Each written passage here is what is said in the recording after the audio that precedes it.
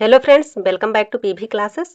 अगर आप भी इस साल यूपी टेट उत्तर प्रदेश शिक्षक पात्रता परीक्षा का फॉर्म भरने जा रहे हैं तो यह वीडियो आपके लिए बहुत जरूरी है। फॉर्म भरते समय कौन कौन से जरूरी डॉक्यूमेंट्स आपके पास होने चाहिए ताकि बाद में कोई गलती ना हो। तो चलिए बात कर लेते हैं। इसमें सबसे पहले आपको कराना पड़ेगा ओटीआर, है ना। सबसे पहले आपको कराना पड़ेगा ओटीआर यानी कि वन टाइम रजिस्ट्रेशन। तो ओटीआर आप यूपी टेट के ऑफिशियल वेबसाइट पर जाकर ओटीआर कर सकते हैं। इसके बिना फॉर्म आपका नहीं खुलेगा। तो आप लोग जब भी ओटीआर करें तो बिल्कुल सही जानकारी उसमें भरें, नहीं तो बाद में क्या होता है कि फॉर्म रद्द हो जाता है। इसके बाद लगेगा आपका 10th की मार्कशीट।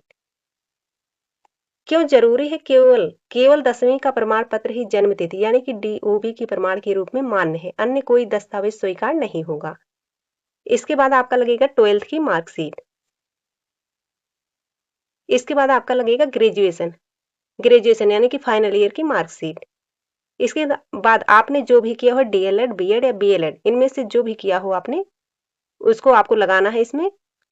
इसके बाद आपका लगेगा आधार कार्ड या पैन कार्ड। तो इसके बाद आपको लगाना पड़ेगा आधार कार्ड या पैन कार्ड। आईडी प्रूफ के जरिए आपकी पहचान को सत्यापित किया जाता है, जो आवेदन से लेकर परीक्षा और डॉक्यूमेंट वेरिफिकेशन तक उपयोगी होता है। क्योंकि आधार कार्ड सबसे सामान्य और स्वीकार्य पहचान पत्र है, इसलिए आप आधार कार्ड भी लगा सकते हैं और अन्य वैध आईडी भी उपयोग कर सकते हैं, जैसे पैन कार्ड। तो आधार कार्ड में आप लोग उसी नंबर को भरिएगा जिसपे आपको ओटीपी आ सके। इसके बाद आपका लगेगा जाति प्रमाण पत्र।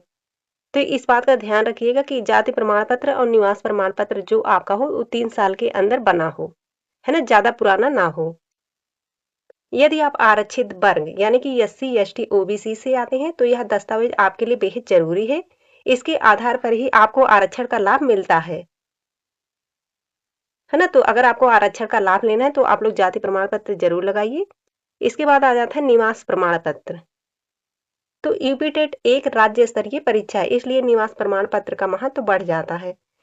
निवास प्रमाण पत्र यह प्रमाणित करता है कि आप उत्तर प्रदेश के अस्थायी निवासी हैं। जैसे हर राज्य का अपना टेट होता है, उसी प्रकार से यूपी टेट में अगर आप यूपी के हैं तो निवास प्रमाण पत्र जरूर इसमें लगाइए। इसके बाद आ जाता है हमारा, तो इसमें आपका लगेगा live photo plus passport size photo. Passport size photo, गलत फोटो अपलोड होने पर फॉर्म जो होगा आपका निरस्त हो जाएगा। भविष्य में यूपी टेट 2026 के असली सर्टिफिकेट पर यही फोटो छपकर आएगा, इससे कोई संशोधन संभव नहीं है ना। तो आप लोग सही से लगाइएगा। पासपोर्ट साइज फोटो आपका बैकग्राउंड जो हो उसमें उसमें व्हाइट हो।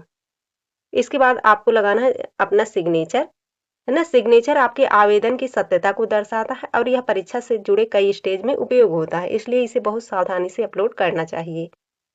इसके बाद आ जाएगा हमारा ईडब्ल्यूएस प्रमाण पत्र, है ना। तो जो लोग ईडब्ल्यूएस से आते हैं उनको ईडब्ल्यूएस प्रमाण पत्र उनके पास होना जरूरी है। इसके बाद आता है हमारा पीडब्ल्यूडी यानी कि जो दिव्यांग कोटा से आते हैं, है ना। तो दिव्यांग श्रेणी के उम्मीदवारों को परीक्षा में विशेष सुविधा और आरक्षण मिलता है, लेकिन इसके लिए उनके पास दिव्यांग कोटा का प्रमाण पत्र होना जरूरी है। ईपी टेट का फॉर्म भरते समय आपको सबसे पहले ओटीआर करना पड़ेगा। इसके बाद हाई स्कूल की मार्कशीट यानी कि 10th की मार्कशीट लगेगी आपके जन्मतिथि प्रमाण के लिए। इसके बाद इंटरमीडिएट की मार्कशीट लगेगी बेसिक योग्यता के लिए। इसके बाद आपकी ग्रेजुएशन की डिग्री लगेगी पात्रता के लिए। इसके बाद आपने जो डीएलएड या बीएलएड किया हो शिक्षक की योग्यता के लिए। उसके बाद आपका लगेगा पहचान पत्र यानी कि आधार कार्ड और पैन कार्ड, इनमें से कोई एक। इसके बाद आपका जाति प्रमाण पत्र और निवास प्रमाण पत्र लगेगा। जाति प्रमाण पत्र लगेगा आरक्षण के लिए और निवास प्रमाण पत्र लगेगा राज्य के सत्यापन के लिए। और आपका live photo plus passport size photo लगेगा पहचान के लिए। सिग्नेचर आपका लगेगा सत्यापन के लिए। ईडब्ल्यूएस प्रमाण पत्र लगेगा, आप ईडब्ल्यूएस से आते हैं इसके लिए। पीडब्ल्यूडी यानी कि दिव्यांग कोटा से आते हैं तो इसका प्रमाण पत्र आपके पास होना जरूरी है। जब आप लोग ओटीआर कर लेंगे तो इसके बाद आपका यूपी टेट का फॉर्म खुल जाएगा। तो आप लोग एक बार सबमिट करने से पहले एक बार जरूर चेक कर लें कि सभी जानकारी आपने जो भरी है उसमें सही है या नहीं, है ना, क्योंकि कोई भी गलती आपको परीक्षा से बाहर कर सकती है। तो आप लोग सही जानकारी भरिएगा। चलिए मिलते हैं एक नए वीडियो में, तब तक के लिए जय हिंद, जय भारत।